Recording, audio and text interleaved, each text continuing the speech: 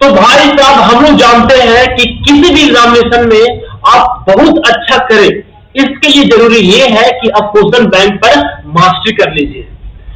उम्मीद है कि आप क्लास 8 का पिछले वाले जो मॉडल टेस्ट पर मैंने वीडियो बनाई थी वो आपने देखा होगा, और नहीं देखा है तो आई बटन से क्लिक करें और जाकर देखें। तो शुरुआत करते हैं इस सेशन का क्वेश्चन नंबर 1, जो कि पिछले एग्जामिनेशन 2022 में पूछा गया था सवाल, वही तो सवाल मैं पिक करके लाया हूँ। 50 से 50 क्वेश्चन आपके लिए संजीवनी है, और इसमें से मैं ये भी दावा करता हूँ बहुत सारा सेम टू सेम क्वेश्चन या फिर सेम टाइप का क्वेश्चन मैच करेगा।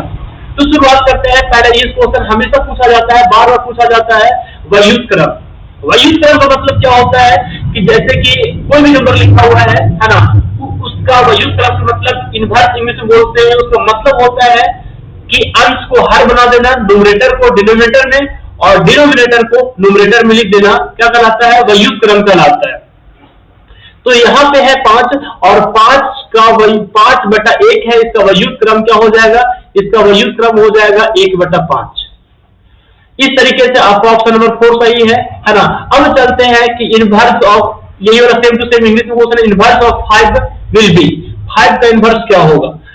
अब अगला क्वेश्चन आपके लिए सामने है। क्या है अगला सवाल? अगला सवाल ये है कि भाई साहब, है ना, तो ये था अगला सवाल। और अगला सवाल ये है कि परिमेय संख्या -8/6 का मानक रूप क्या है? मानक रूप का मतलब होता है कि उसको सरलतम रूप में लिखना। मानक रूप का मतलब क्या है? स्टैंडर्ड फॉर्म का मतलब क्या है? स्टैंडर्ड फॉर्म का मतलब ये है कि उसको जो है सिंपलेस्ट फॉर्म में लिखना। तो सिंपलेस्ट फॉर्म में कैसे लिखा जाता है? सिंपलेस्ट फॉर्म में लिखा जाता है ऐसे, -8/6 है, -8/6 है, स्टैंडर्ड फॉर्म में लिखना है। तो उसको कैंसिल करेंगे तो 2 का टेबल कैंसिल करेंगे तो -4 2 जा 8 और 2 3 जा 6। तो -4/3 आपका सही आंसर है, जो कि ऑप्शन नंबर सी में है। अब चलते हैं आगे वाला क्वेश्चन और समझते हैं क्वेश्चन नंबर 3 के बाद। क्वेश्चन नंबर 3 क्या है? और क्वेश्चन नंबर ये रहा, क्वेश्चन नंबर 3 आपके सामने। और फिर इसे बोलता है कि ये जो वैल्यू है उसको मानक रूप में उसका वैल्यू निकाले। जो एक्सप्रेशन दिया हुआ है ना, उसका हम लोग को वैल्यू निकालना है। तो उसका वैल्यू क्या होगा?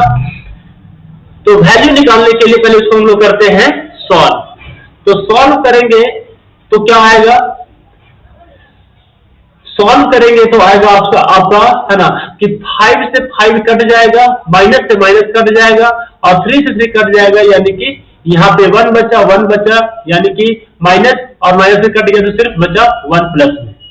क्या बोले कि 3 ऊपर में 3/-5 और इंटू -5/3, तो माइनस से -5 बन जाए -5, तो एक बार में कटा, और 3 1 जा 3, यानी कि 1/1 बोलो तो 1 आपका सही आंसर है।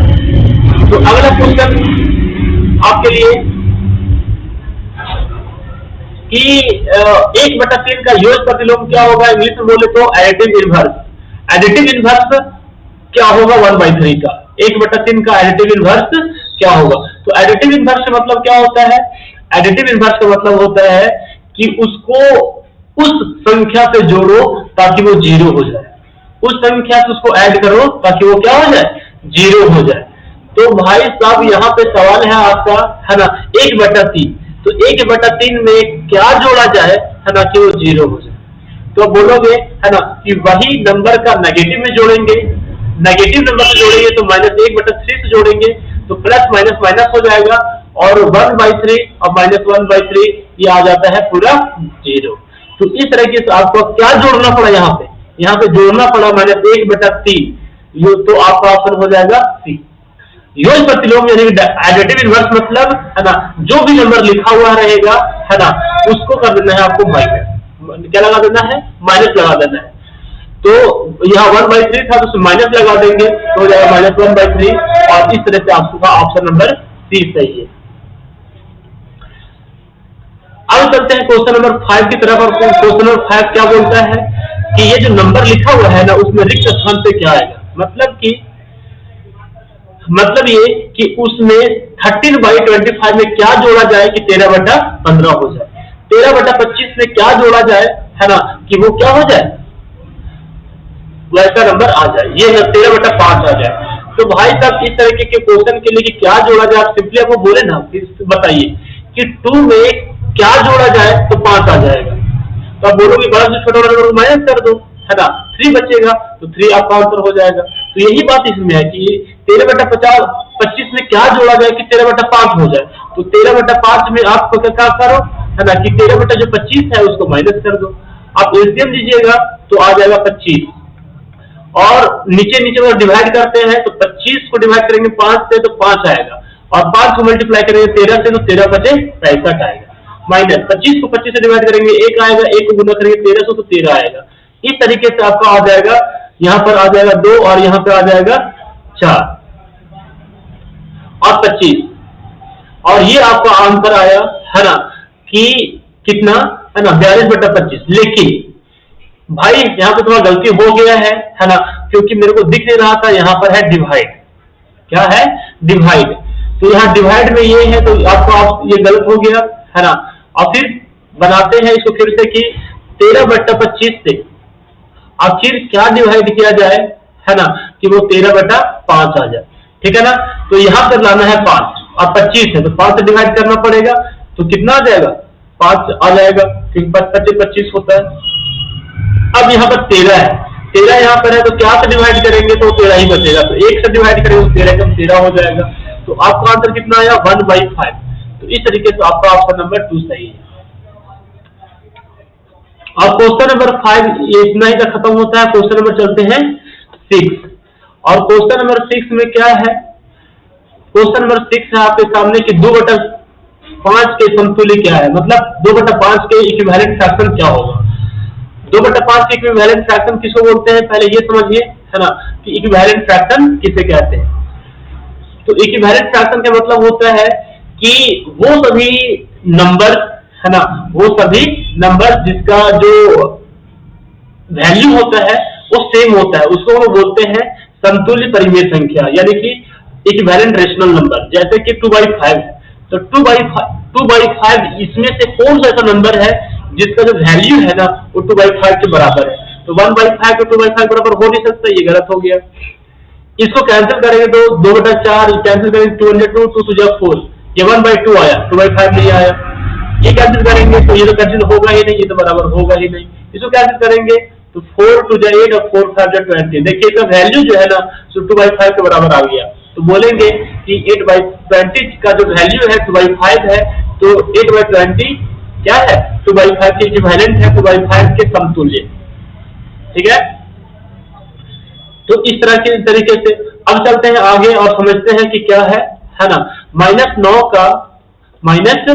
का समतुल्य भिन्न क्या होगा। -9 का योग प्रतिलोम क्या होगा। योग प्रतिलोम बताएं आप लोगों को, है ना, कि योग प्रतिलोम जब भी निकालना रहता है बहुत ही आसान होता है ना, कि जो भी नंबर लिखा हुआ रहता है सिर्फ उसको कर देते हैं हम लोग माइनस में। क्या कर देते हैं? माइनस में कर देते हैं। और पहले से -9 लिखा हुआ है उसको माइनस से गुना कर देंगे तो योग प्रतिलोम निकल जाता है, तो माइनस माइनस हो जाएगा +9। और इस तरीके से आपका ऑप्शन नंबर सी सही है। समझ में आया कि योग प्रतिलोम कैसे निकाला जाता है। अब चलते हैं आगे, है ना, इंग्लिश में बोलते हैं उसको एडिटिव इनवर्स। और फिर ये है क्या कि स्क्वायर रूट ऑफ 4900 का वर्गमूल क्या होगा, है ना। तो भाई साहब बहुत ही आसान क्वेश्चन कि पहले इसको लिखते हैं वर्गमूल में, क्या लिखेंगे? वर्गमूल में लिखेंगे, और वर्गमूल में क्या लिखा जाता है? ऐसे 4900, और 49 जो है ना उसको लिख सकते हैं 7 × 7, और फिर डबल 0 है तो 1 0 इसमें 1 0 इसमें। ठीक है। तो इसमें जोड़म जब रहता है तो एक बाहर निकल जाता है। इस तरीके से 70 आपका आंसर, और 70 है ऑप्शन नंबर 2। अब चलते हैं आगे और समझते हैं आखिर, है ना, कि 11 का वर्ग क्या होगा। 11 का वर्ग निकालना है, स्क्वायर ऑफ 11, है ना। तो 11 का स्क्वायर निकालना कितना आसान है आप जानते हैं, ठीक है ना। और नहीं जानते हैं तो एक मैं छोटा आपको, और आप पहली बार तो यही गुना करके देख सकते हैं कि 11 × 11 मल्टीप्लाई करना है। तो 1 1 जा 1 आता है, लास्ट में 1 आया, तो 1 तो इसमें भी नहीं है, 1 तो इसमें भी नहीं, है ना, आएगी ना आया। तो देखो ये तो बात सही है तुम्हारा, लेकिन अब जो है ना तो इसको दूसरे तरीके से बनाना का कोशिश करें। किसी भी नंबर का आपको स्क्वायर निकालना है बहुत आसानी, तो आप सिंपली इसमें गुना कर दो भाई, क्या बड़ी बात है ना। एक एक गुना एक एक, है ना, एक दो एक, 121 आएगा, 121 आपका आंसर। और स्क्वायर निकालने का ऐसा तरीका लगा सकते हैं, और आपको याद है तो बहुत अच्छी बात है। 25 का वर्ग का मान क्या होगा? 25 का वर्ग का मान वैल्यू कितना होगा? 25 का वर्ग भाई साहब बताएं तो आपको सुना तभी, है ना, कि वर्ग मतलब निकालने मतलब कितना, उसको जस्ट उतना ही से गुना कर देना होता है। तो 25 का वर्ग निकालना है तो 25 को 25 से गुना करेंगे, और 25 को 25 से गुना करेंगे तो आएगा कितना? 625। और इस तरीके से आपका ऑप्शन नंबर 2 सही है। चलते हैं आगे और हम लोग चलते हैं, सॉल्व करते हैं इसको, है ना, कि पाइथागोरस ट्रिक कौन है, कौन पाइथागोरस ट्रिक है, पाइथागोरियन ट्रिपलेट कौन है इसमें से। तो पाइथागोरियन ट्रिपलेट क्या होता है आपको जानना पड़ेगा।